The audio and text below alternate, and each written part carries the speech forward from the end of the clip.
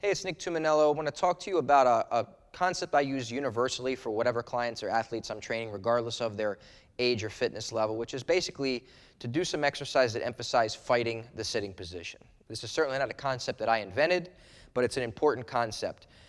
Basically, all I'm going to do here in this concept of fighting the sitting position is we're not trying to change people's habitual posture. That's a habit. But what we're trying to do is give them exercise that really emphasize shortening and strengthening some of the muscles in the shortened position that they're keeping in a lengthened position throughout the day, which is sitting. And we all tend to sit too much. It's the computer age.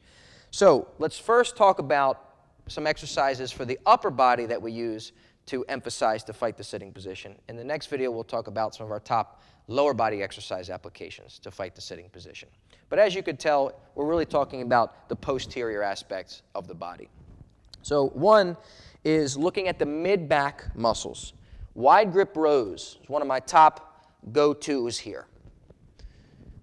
So the difference between a wide grip row and a basic row is we want to emphasize pulling from the shoulder and really squeezing the shoulders at the top. And what you'll see a lot of people want to do this and this is because they don't have it at their mid-back, so they're trying to get it at their wrist.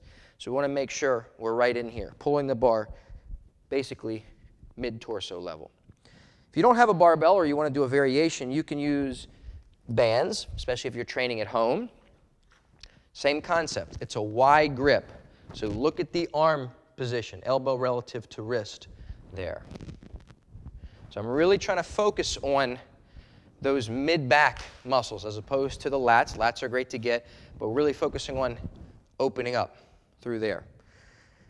Another way to emphasize that on basic rows, really love this freestanding row, is to watch what's happening at the elbow relative to the shoulder joint. So I'm going to put the dumbbell down for a second so you can focus here. A lot of people, especially those that sit a lot, they tend to want to go like this. So see, my elbow is going far, but look at the shoulder. That's happening. So it looks like that right now. I don't want that. I don't want this. I want this. I want to see that going back. So what we're really coaching when we don't do wide grip stuff, when we do regular horizontal rowing, is to, once the elbow gets back about the torso level, the rest comes from the shoulder.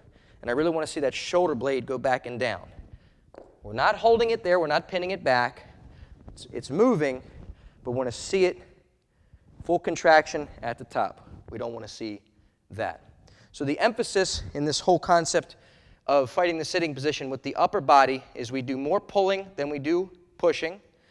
And out of the pulling exercises, we're going to do more horizontal pulling to really get the mid-back muscles than we do vertical pulling. Now, obviously, there's exceptions to this depending on someone's goal, but universally, this is a general approach that we find very effective to help fight the negative effects of the sitting position.